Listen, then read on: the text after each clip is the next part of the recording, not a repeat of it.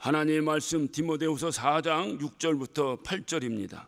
거룩한 음성으로 우리 합독하시겠습니다. 관제와 같이 벌써 내가 부음이 되고 나의 떠날 기약이 가까웠도다. 내가 선한 싸움을 싸우고 나의 달려갈 길을 마치고 믿음을 지켰으니 이제 후로는 나를 위하여 의의 면류관이 예비되었으므로 주 곧 의로우신 재판장이 그날에 내게 주실 것이 내게만 아니라 주의 나타나심을 사모하는 모든 자에게니라. 아멘. 2018년 중국의 스촨성에 진도 7.9의 강진이 닥쳤습니다. 산사태가 일어나고 모든 건물들이 무너지고 수많은 사람이 그 건물 더미에 깔렸습니다. 정부 추산으로 약 9만 명이 죽었다고 사망자를 발표했습니다. 이때 많은 구조대원들이 건물 더미에 깔린 자들을 구조하기 위해서 열심히 땀 흘려 구조를 합니다. 그때 한 건물 더미를 이제 치웠을 때 그 밑에 한 어린아이를 꽉 끌어안고 숨져 있는 그 엄마의 시신이 발견이 됐습니다. 혹시 사진 준비되어 있으면 좀 띄워줘 보시죠. 그런데 그때에 그 어머니가 그 무거운 건물 더미를 끌어안고 그 건물 더미에 눌려서 그 어머니는 이미 죽었는데 그 아이도 죽은 줄 알고 이 구조대원들이 그 시신을 이렇게 끌어낼 때에 이 아이가 그 엄마 품 안에서 응애 하고 우는 울음소리를 냈습니다. 다시 말하면 그 무거운 건물 더미에 깔린 그 엄마는 죽었는데 엄마 품에 안긴 그 아기는 죽지 않았던 거예요.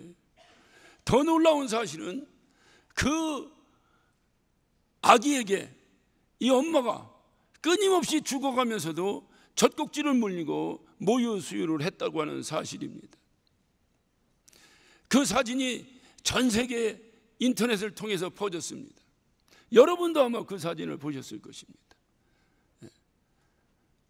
그리고 그 사진 밑에는 수많은 전 세계 네티즌들이 아름다운 댓글을 달기 시작했습니다.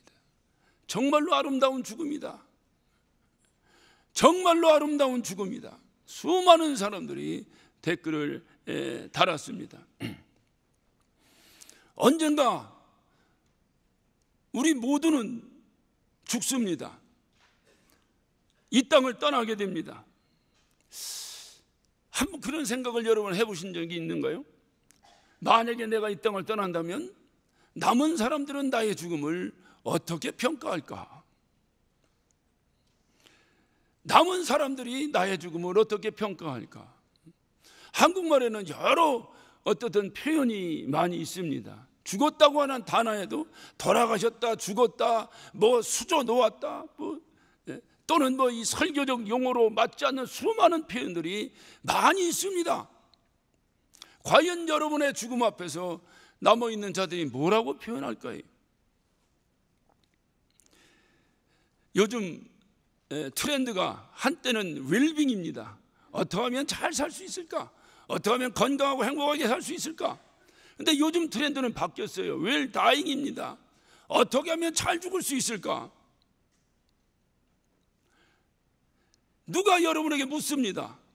만약에 왜 신앙생활을 하느냐고 여러분에게 묻는다면 여러분은 뭐라고 답변하시겠습니까? 누가 여러분에게 왜 신앙생활을 하느냐고 묻는다면 우리는 거침없이 이렇게 대답해야 됩니다. 내가 잘 죽기 위해서 신앙생활을 한다. 잘 죽기 위해서, 내가 이 땅을 잘 떠나기 위해서 신앙생활을 한다. 오늘 여러분이 이 본문을 보시면 이 본문은 바울이 죽음을 눈앞에 두고 자기가 걸어온 과거의 나날들을 되돌아보면서 아름다운 신앙의 고백을 하는 글입니다. 후회 없는 삶에 대한 만족을 가지고 과거의 삶을 되돌아보고 있는 바울의 심정, 달콤한 확신을 가지고 죽음 저편을 바라보고 있는 그의 모습, 여러분 이 말씀을 보면서 여러분이 어떤 이미지네이션을 해서 한번 떠올려 본다면 그 바울의 행복한 표정이 여러분에게 보이지 않습니까? 바울은 자기 죽음을 두 가지로 비유하고 있습니다. 6절에 보니까 관제와 같이 벌써 내가 부음이 되고 나의 떠날 기약이 가까웠도다라고 말합니다. 자기의 죽음을 첫째 관제로 하겠다. 그래서 관제라고 하는 것은 제사를 지낼 때 제물을 향기롭게 하나님께 드리기 위해서 향기가 나는 술을 제물에다 술술술 붓면서 드리는 제사를 관제라고 합니다. 그러니까 이 관제는 그 제물에 붓는 포도주가 떨어지면 제사는 끝나는 겁니다. 그러니까 바울은 자기의 인생을 관제와 같다. 다시 말하면 그 제사 지낼 때 술을 설설설 붓는데 이제 술이 점점 떨어져가 이제 몇 방울 남지 않은 그 순간에 지금 도달했다, 그 말입니다. 바울은 자기의 인생을 하나님께 드려지는 향기로운 제사로 표현하고 있는 것입니다. 그래서 로마서 12장 1절을 통해서 바울은 우리에게 이렇게 권면합니다. 그러므로 형제들아, 내가 하나님의 모든 자비하심으로 너희에게 권하노니 너희 몸을 하나님이 기뻐하시는 거룩한 산 제사로 드리라. 이는 너희의 드릴 영적 예배니라. 우리의 삶이 거룩한 산 제물로 드려지는 삶을 사는 것, 이것이 바로 우리가 살아야 될, 그리스도인이 살아야 될, 하나님의 자녀가 살아야 될 모습이라고 사도 바울은 고백하고 있습니다. 또 두 번째 고백입니다. 그는 나의 떠날 기약이 가까웠다 그랬습니다. 사도 바울은 자기의 죽음을 떠난다는 것으로 표현하고 있습니다. 이 떠난다는 것은 알라누이스라고 하는 헬라어의 단어에서 나온 말인데, 이것은 하루 종일 고되게 일한 소에게서 이제 그 무거운 몽에를 풀어주는 것, 이것을 아날루시스라고 표현하고 있습니다. 그러니까 다시 말하면 휴식이라는 거예요. 휴식. 또 하나는 죄수가 오랫동안 감옥에 갇혀 있다가 석방 명령을 받은 것, 이것을 오늘 이 아날루시스, 다시 말하면 떠난다는 표현으로 하고 있는 것입니다. 그러니까 석방, 자유를 말합니다. 자유. 또는 오랜 기간 나그네 생활을 하다가 자기 고향으로 돌아가기 위해서 텐트의 끈을 푸는 것, 새로운 출발을 말합니다. 바로 이게 돌아간다는 걸 말합니다. 자기의 고향으로 돌아가는 것, 이런 표현으로 자기의 죽음을 표현하고 있습니다. 또 오랫동안 항구에 정박되어 있던 배가 깊은 바다로 나가는 것, 새로운 출발을 말합니다. 오랫동안 정박했던 배가 이제 그 닷줄을 풀고 망망대해로 새로운 세계를 향해서 출항하는 것, 이것을 오늘 여기서 떠난다, 아날루시스라고 표현하고 있습니다. 그러므로 바울은 죽음을, 고단한 삶을 마감하고 영원한 안식으로를 향해서 본향으로 들어가는 그 어떤 새로운 출발로 죽음을 보고 있는 것입니다. 이것이 또한 우리 그리스도인들의 죽음에 대한 이제 견해입니다. 죽음은 끝이 아닙니다. 죽음은 새로운 출발입니다. 그러나 그러면서도 이 새로운 출발 앞에서 바울은 오늘 이 말씀에서 주는 뉘앙스가 뭐냐면, 바울은 이 죽음 앞에서도 뭔가 그 기대에 부푼 소망이 있는 것을 우리에게 보여주고 있습니다. 바울이 보여주고 있는 그 기대에 부푼 소망이라는 것은 육신의 장막을 벗고 주님 앞에 서는 날 그가 받았을 의의 면류관을 기대하고 있었기 때문에 그렇습니다. 오늘 8절에 이제 후로는 나를 위하여 의의 면류관이 예비되어 있다라고 고백하고 있습니다. 의의 면류관을 받아 쓴다고 하는 확신이 바울에게 있었기 때문에 바울은 자기의 죽음을 새로운 출발일 뿐만 아니라 아주 소망에 부푼, 기쁨에 부푼, 꿈에 부푼 달콤한 여행으로 표현하고 있는 것입니다. 바울은 어떻게 해서 의의 면류관에 대한 소망을 가졌을까요? 오늘 7절을 봅니다. 내가 선한 싸움을 싸우고 나의 달려갈 길을 마치고 믿음을 지켰다. 이제 후로는, 그러므로 이제 이후는 나를 위하여 의의 면류관이 예비되어 있다라고 고백하고 있습니다. 바울이 자기의 죽음 앞에 그 아름다운 소망을 가지고 나에게는 의의 면류관이 준비되어 있다. 내가 주님 앞에 서는 날, 주님이 나를 만나주시는 날, 주님의 손에 나에게 씌워질 의의 면류관이 있다. 여기에 대한 확신을 가지고 소망을 가지고 있었던 거예요. 여러분에게도 이런 소망이 있는 줄로 믿습니다.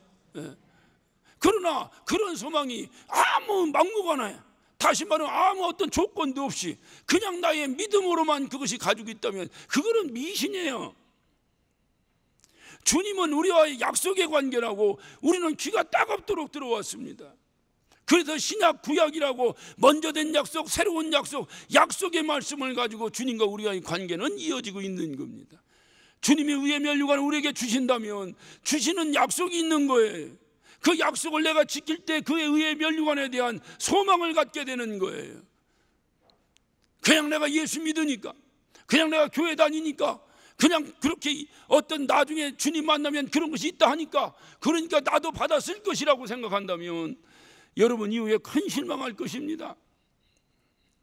주님과의 약속이에요. 사도 바울이 의의 면류관에 대한 소망을 가지고 부푼 그 꿈을 가지고 죽음을 맞이할 수 있었던 중요한 이유는 그런 7절에서 고백하고 있습니다. 첫 번째는 내가 선한 싸움을 싸웠다라고 말하고 있어요.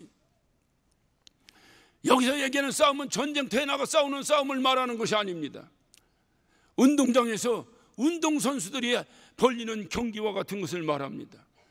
여러분, 운동장에서 운동선수들이 하는 그 싸움과 전쟁터의 싸움에 무슨 차이가 있을까요? 전쟁터의 싸움은 룰이 없습니다. 어떠한 방법으로 적을 무찌르면 되는 것입니다. 그러나 운동선수는 그렇지 않습니다. 이기더라도 룰에 따라 이겨야 됩니다. 이기더라도 바로 그 룰, 정해진 법칙에 따라서 이겨야 됩니다.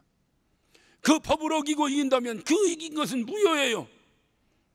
그래서 주님은 항상 우리에게 말씀하시는 중요한 이유는 고린도서 9장 26절에도 향방 없이 달리는 것과 같이 달리지 마라. 내가 다름질을 하려면 결승점으로 향해 달려야지. 아무렇게나 막 달리면 안 됩니다. 여러분, 올림픽 경기를 보면 100m 이렇게 라인이 이렇게 있습니다. 있으면 그 쭉 이렇게 어떤 레인이 이렇게 그려져 있습니다. 여러분, 그 레인이 왜 그려져 있는 겁니까? 그 레인이 그려져 있는 중요한 이유는 그것을 벗어나면 실격이라는 룰 때문에 그래요. 그러니까 그 레인을 향해서 계속 직진해서 달려야지. 이쪽 갔다 이쪽 갔다 이쪽 갔다 이쪽 갔다 하면 안 된다는 거예요. 1등으로 들어와도 안 된다는 거예요. 여러분, 야구를 좋아하시죠? 야구를 자세히 보세요. 야구를 자세히 보면 일루로 달리는 그 일루 베이스 직전에 이렇게 다시 그 라인 옆으로 이렇게 또 라인이 하나 그려져 있는 것을 여러분 볼 것입니다. 우리가 흔히 3피스 라인이라고 해서 어떤 그 3피트의 그 라인이 이렇게 그려져 있습니다. 그 라인은 아무 짝에도 필요 없어요. 그 라인이 뭡니까? 그런데 그 라인이 굉장히 중요한 것은 그 라인이 모든 베이스마다 적용이 됩니다. 런너가 뛸 때에 터치를 면하기 위해서 그 라인을 벗어나면 아웃되는 거예요. 그러니까 항상 뛸 때는 그 라인을 벗어나지 말라는 거예요. 그러니까 이렇게 룰이 있어요. 그러니까 운동에는 룰이 있어요. 그러니까 이런 룰에 맞게 싸우고 룰에 맞게 싸워서 이기고 이렇게 해야지, 그냥 아무렇게나 해서 무조건 이기기만 하면 되는 것은 아니라 그 말이에요. 그러므로 성경에서 말하는 선한 싸움이라고 하는 것은 하나님의 법에 따라 싸워야 된다는 거예요. 다시 말해 하나님의 뜻대로 싸워야 된다는 거예요. 하나님의 말씀을 어기고 싸우는 건 안 된다는 거예요. 세상에서는 얼마든지 할 수 있을지 모르지만 이기기만 하면 다 면죄부가 이제 발행되고, 그래서 어찌하든 이기기만 하면 되는,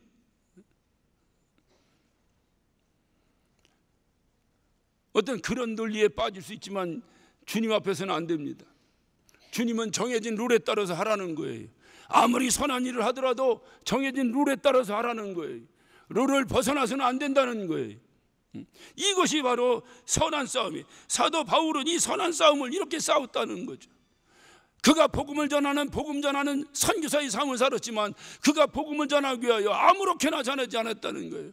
하나님의 뜻대로, 하나님이 가라면 가고 서라면 쓰고 하나님이 하라는 대로 그는 살았다는 거예요. 두 번째는 달려갈 길을 마쳤다고 말하고 있습니다. 그는 다메섹 도상에서 예수를 만났습니다. 그리고 로마에서 단두대에 목이 잘려 순교하고 말았습니다. 그 순간까지 그는 한 번도 주님이 그 가라고 하신 그 길을 줄기차게 달려왔지 주님이 가지 말라는 길을 간 적이 없다는 거예요. 주님의 부름을 받은 그 순간부터 목이 끊어져 죽는 그 순간까지 주님의 부름에 합당한 삶을 살아갔다라고 고백하고 있는 것입니다. 자기가 자기를 고백하고 있는 거예요. 그러니까 이게 보통 대단한 일이 아니에요. 남이 평가해 주는 게 아니라 자기가 자기 자신을 평가하고 있는 거예요. 세 번째는 믿음을 지켰다. 그래서 믿음을 끝까지. 이 말은 단순히 예수 믿는다는 뜻이 아닙니다. 예수 그리스도를 만나고 발견하고 그리고 그분께 내 마음을 드리겠습니다라고 헌신된 그 순간부터 한 번도 그 마음이 변하지 않았다는 거예요. 헬라빼딱 시험 들면 안 나오고 시험 들면 나오고 뭐하면 뭐 아니라는 거예요. 한 번 굳게 하나님과 맺은 그 약속의 마음을 변치 않았다는 거예요. 주님을 만나는 그날을 고대하면서 아무리 힘들어도 내가 이렇게 살다가 반드시 주님을 만날 것인데 그 주님의 만날 날을 고대하면서 한 번도 처음 주님을 만났을 때 먹었던 그 마음을 변하지 않았다는 거예요. 심지가 견고했다는 거예요. 이렇게 했기 때문에 사도 바울은 뭐라고 말합니까? 이제 후로는 나를 위하여 의의 멸관이 예비되어 있다. 이제 후로는 나로 인하여 의의 멸관이 예비되어 있다. 여러분, 의의 멸류관에 대한 소망이 있으십니까? 그렇다면 여러분은 이 룰에 맞게 신앙생활이 되고 있습니까? 우리가 의의 멸류관을 바라보고 살고 있다면 이 룰에 사도 바울이 말하고 있는 게 선한 싸움을 싸우고 나의 달려갈 길을 마치고 믿음을 지켰으니 이제 후로는 나를 위하여 의의 멸류관이 예비되어 있다.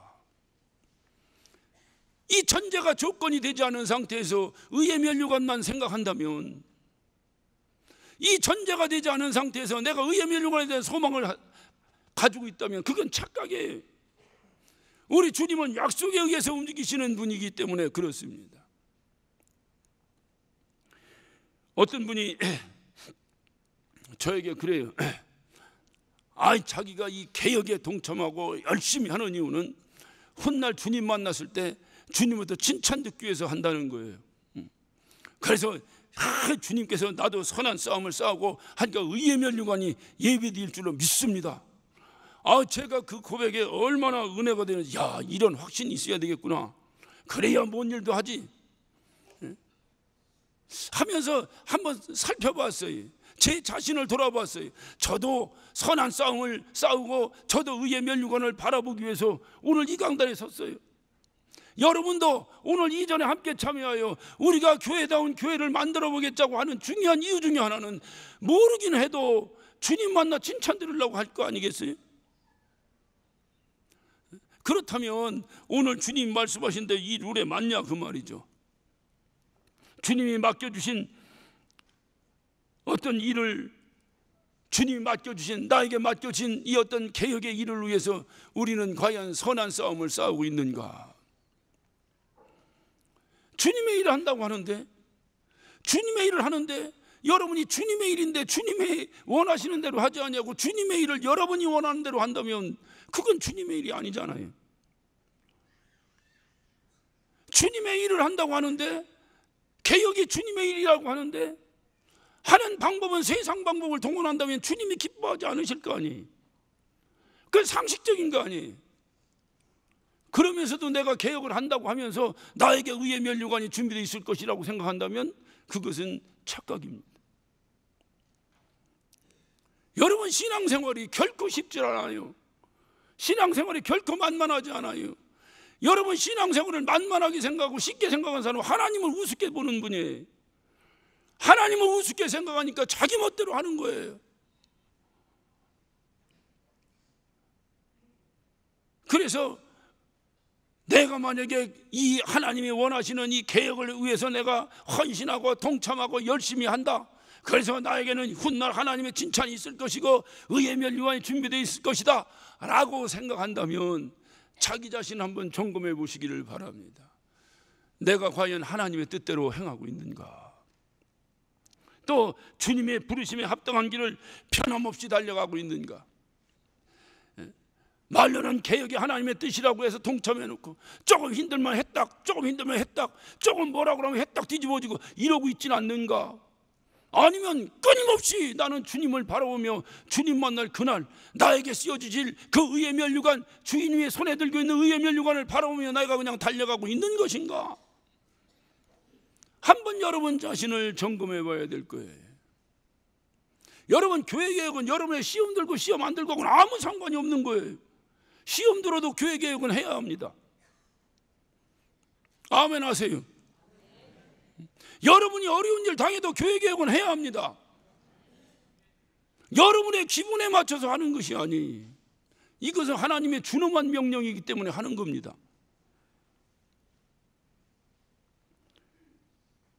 세 번째, 여러분이 생각할 때에 교회 개혁이 주님의 뜻이라고 믿은 이후부터 한 번도 마음의 변함은 없는가? 어려울 때 처음에 시작했던 그 초심의 마음을 잃지 아니하고 지금도 여전히 변함없이 그 뜨거운 마음을 가지고 전진하고 있는가? 오늘 사도 바울은 그것을 말하고 있는 거예요. 자기는 끝까지 믿음을 지켰다는 거예요. 변하지 않았다는 거예요. 좀 하다 보니까 아이고 이게 언제 끝나는 일이 하고 또 주저앉아 있지는 않는가? 주님이 사도행전 1장을 통해서 만약에 패러디해서 여러분에게 말씀드린다면 그날과 시는 아무도 몰라요. 개혁이 언제 끝날지 누가 알아요? 오직 너희는 성령이 충만하여 주님 뜻대로 전진하면 되는 거예요. 우리 교회의 특징이 뭡니까? 저는 개혁하면 너무 아쉬움이 많이 있어요. 이 성락교의 특징이 뭐예요? 성락교의 특징은 성령 충만이에요. 누가 뭐라 해도 성령 충만이에요. 그래 모든 사람들이 성락교를 비난하면서도 하는 소리가 아따 성락교 뜨겁긴 해. 그게 우리의 장점인데 개혁하면서 그것도 개혁해버리네. 하나님 기뻐하실까요? 여러분 개혁이 뭐예요? 주님이 기뻐하시는 그 일을 하자고 우리가 개혁하는 것인데 그게 다 사라져버려요. 뜨거움이, 여러분 교회에 내가 신앙생활하거나 교회 일을 할 때 성령 충만이 사라져버리면 그 순간부터 인간의 괴력이 나옵니다. 인간이 괴력이 나오기 시작하면 여기에 수천 명이 모였는데 수천 명의 괴력이 다 나오기 시작합니다. 골치 아픕니다. 누가 그것을 정리해서 일을 해나갈 수 있을까요? 성경은 말합니다. 성령이 하나 되게 하심따는 하나 되라는 거예요. 그러니까 성령은 하나예요. 하나의 영이 다 저에게도 여러분에 다 있기에 그 생각이 다 하나로 일치되는 거예요. 그래서 교회 일은 성령 충만함으로 이루어지는 거예요. 우리 성락교회의 가장 큰 장점, 다른 건 다 잃어버려도 한 가지 잃어버리지 말아야 될 것이 성령 충만인데 우리가 그것을 잃어버린다면 과연 어떤 모습으로 어떻게 계획이 될 것 같게 여러분 생각하십니까? 만일 이렇게 살다가 부른듯 주님께서 우리를 부르신다면 과연 나에게는 의의 면류관이 준비되어 있는가? 오늘 사도 바울은 우리에게 소망을 주는 것은 그렇게 살면 내가 선한 싸움을 싸우고 나의 달려갈 길을 마치고 믿음을 지켰으니 이제 후로는 나를 위하여 의의 면류관이 예비되어 있으므로 주곧 의로우신 재판장이 그날에 내게 주실 것이니 내게만이 아니라 주의 나타나심을 사모하는 모든 자에게도 그렇게 하실 것이다. 이 모든 자 안에 우리가 들어가 있는 것인가? 지금 사도 바울은 이 확신이 있어요. 그렇기 때문에 죽음 앞에서도 항상 기뻐할 수 있었어요. 그렇기 때문에 죽음에 대해서 큰 소망을 가졌어요.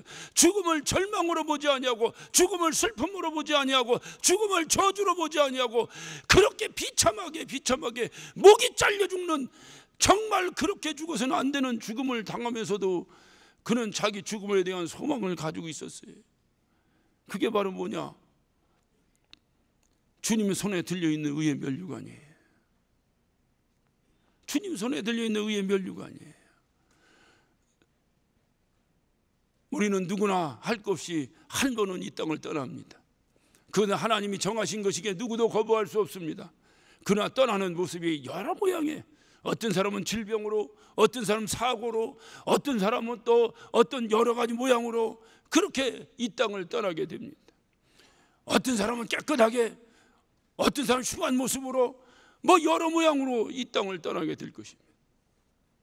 그것이 무슨 상관이 있는데요?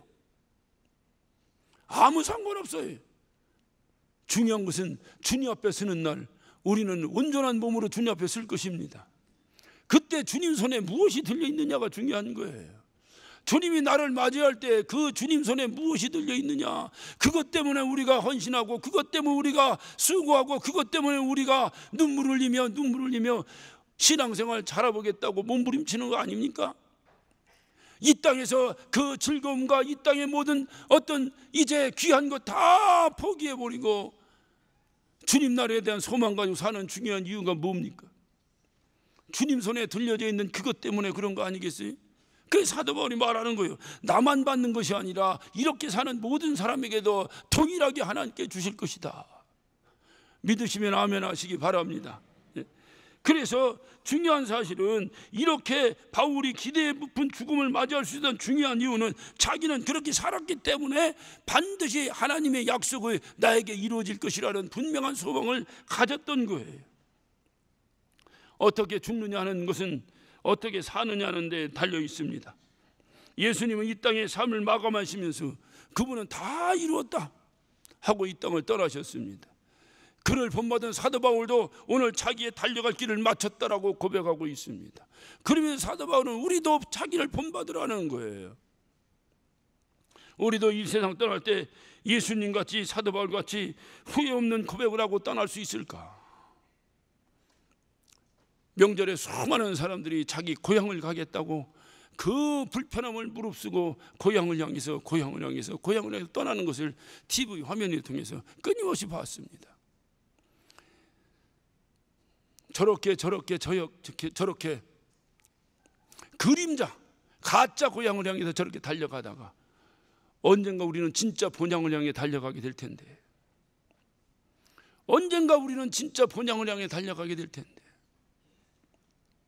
과연 그때 우리는 저런 기쁨을 가지고 가고 있을까? 정말 고향에 가서 부모님 뵙고 형제들 만날 것이란 그 기쁨을 가지고 불편한 삶도 그거 무릅쓰고 가고 있는 그 마음을 가지고 우리는 나의 영원한 본향을 향해서 달려가고 있는 것인가? 어떤 사람은 수많은 재물이 걸림돌이 되어버렸어요. 기쁨으로 주님 앞에 가야 되는데 그 가야 될 여정 가운데 그 엄청난 재물이 걸림돌이 되어버렸습니다. 어떤 사람은 자식들이 걸림돌이 되어버렸습니다. 그 어떤 사람 그렇게 얘기해요. 난 지금 죽고 싶은데, 난 지금 주님 앞에 가는 것도 여한이 없는데 자식 때문에 못 간다는 거예요. 정말 그럴까요? 그건 여러분의 착각입니다.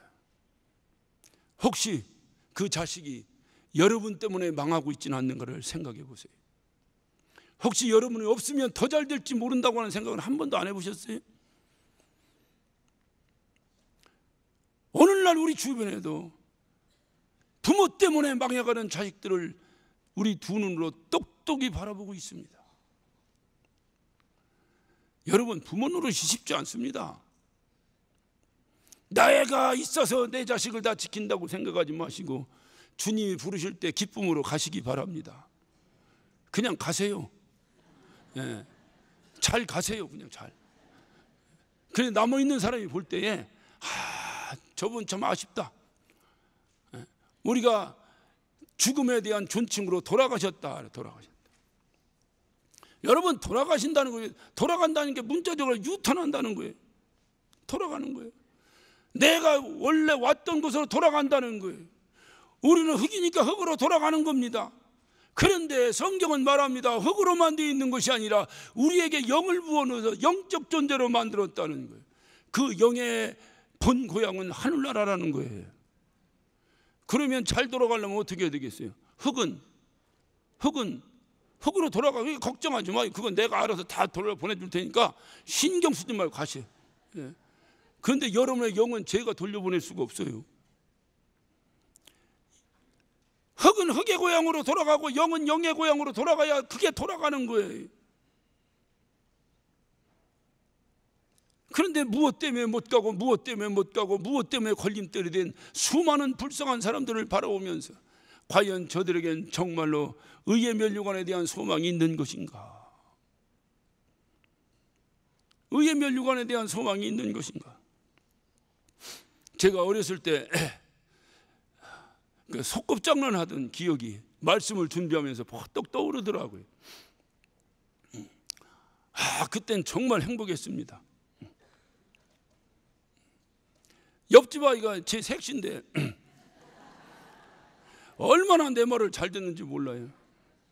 누구를 보고 배우는지 막 콧소리도 헝헝 들어가면서 헝헝헝 여봉여봉 하는데 그게 어디서 그런 소리를 듣고 배워서 하는지. 그때는 없는 것이 없었어요. 그냥 내가 갖고 싶은 거 내가 만들면 다 내 겁니다. 자동차도 여러 대입니다. 뭐 고무신 한번 꺾으면 다 자동차예요. 여보 우리 집 필요해요. 걱정 마. 아무런 걱정이 없습니다. 거저 모래더미 속에다 손 집어넣고 두꺼봐 한 집 두께 새 집 다고 하면 새 집이 뚝뚝 만들어지는 거예요. 여보 냉장고가 필요해요. 걱정 마. 웅 다니다가 네모진 벽돌 한 짝 만나면 실어다 주면 냉장고예요. 얼마나 그럼에도 불구하고 그 여인은 행복했는지 몰라요. 바가지 긁는 것을 본 적이 없어요. 해가 지는 줄도 모르게 하루 종일 정신없이 재밌게 놀았어요. 그런데 어디서 우리 어머니 소리가 들리는 거야. 이켜나 이제 들어와서 밥 먹고 자라. 아무리 재밌어도 우리 어머니의 그 음성을 듣고 저는 다 팽개치고 내일 봐 그러고서 싹 집으로 들어가 버렸어요. 제가 그때 생각을 부려듯 하는 중요한 이유 중에 하나가 뭔지 아십니까? 행복이 뭔가? 어떻든 세속적이고 속세적인 마음으로 표현을 하자면 남자들이 가지고 있는 행복의 표현은 여자가 해달라는 대로 다 해줄 수 있으면 행복합니다. 이 세상에 그렇게 그런 마음 갖고 살고 있지 않는 남자는 한 사람도 없어요. 원하는 대로 해주지 못하는 나의 무능함 때문에 괴로워하는 것 뿐이지, 여자가 해달라는데 뭘 못 빼줍니까? 네. 이빨에 금이빨도 빼주겠다 있으면. 그때는 왜 행복했나? 여자가 하자는데 다 해주니까 행복한 거예요. 뭐 냉장고, TV 얘기할 거 없어요. 그런데 불현듯 떠오르는 것이 그렇게 정신없이 노는데 해가 집니다. 어두컴컴해집니다. 우리 어머니가 저를 부릅니다. 이켜라 이제 들어와서 밥 먹고 자자.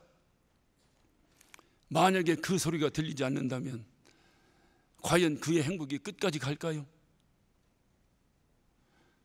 정신없이 재밌게 노는데 해가 졌습니다. 깜깜합니다. 아이들이 하나둘 다 떠나 집에 들어갔습니다. 나 혼자 남았습니다. 나를 불러주는 그 소리가 들리지 않습니다. 하루 종일 재밌게 놀았습니다. 행복하게 놀았습니다. 그리고 그의 끝도 행복할까요?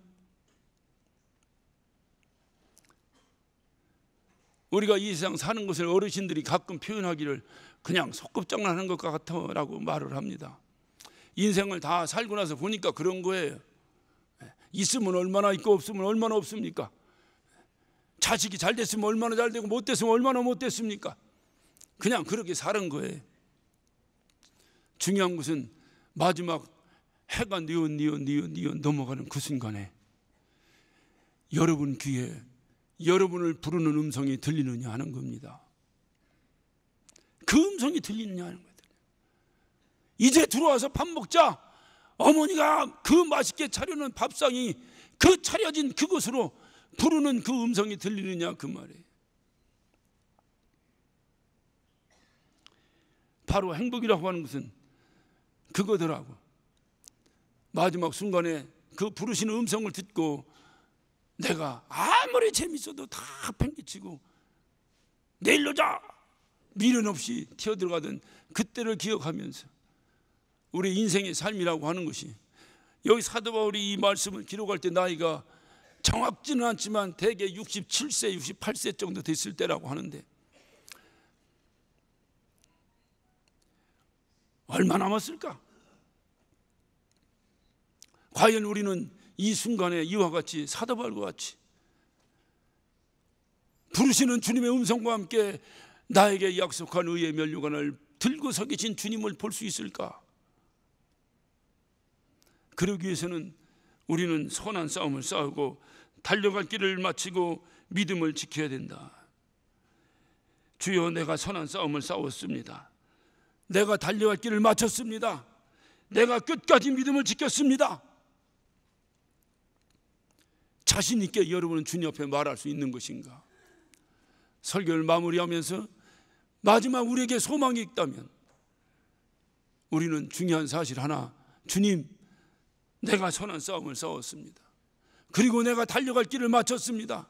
그리고 내가 끝까지 믿음을 지키다가 주님 앞에 섰습니다 라고 고백하는 그 아름다운 고백이 저와 여러분이 이 땅에서 사용한 모든 언어 가운데서 마지막 언어가 되시기를 예수 이름으로 축원합니다.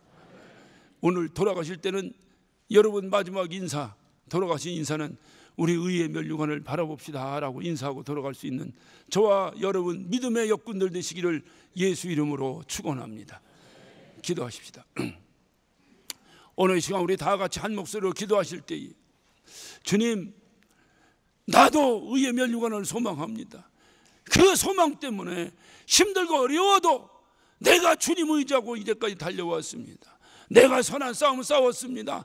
내가 이제 달려갈 길을 마칩니다. 내가 끝까지 믿음을 지켰습니다. 나에게도 의의 면류관이 있음을 소망하면서 내가 오늘 이때까지 살아왔습니다. 주여, 그 소망 부여잡고 주님 부르시는 그날까지 믿음 잃지 않는 삶을 살게 하여 주옵소서. 우리 다 같이 주여 삼창하시고 한 목소리로 기도하십니다.